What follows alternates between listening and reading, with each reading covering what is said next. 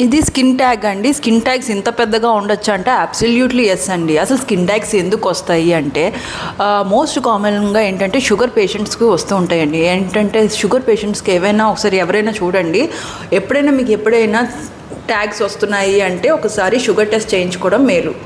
ఇంకోటి ఏంటంటే జెనెటిక్ ఫ్యామిలీస్లో కూడా కొన్నిసార్లు రన్ అవుతూ ఉంటుందండి. అండ్ ఇంకోటి ఏంటంటే మిడిల్ ఏజ్ పీపుల్కి, మధ్యలో ఏజ్లో ఉన్న వాళ్ళకి ఇది మోస్ట్ కామన్. అండ్ ఫ్రిక్షన్ వల్ల ఇలా గీసుకుంటూ ఉండు ఏదైనా క్లోత్స్ మొత్తం అంతా రాసుకుంటూ ఉంటున్నప్పుడు ఆ ఏరియాలో స్కిన్ ట్యాగ్స్ వచ్చే ఛాన్సెస్ కూడా ఎక్కువ.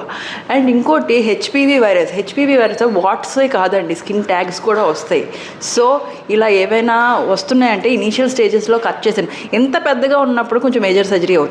ఎందుకు చెప్పండి? అంతవరకు స్కిన్ ట్యాగ్స్ ఏవైనా ఉన్నాయంటే అండర్లైనింగ్ డిజార్డర్స్ ఏదో ఉన్నది అని ఇండికేషన్ కూడా, లైక్ డయాబెటీస్.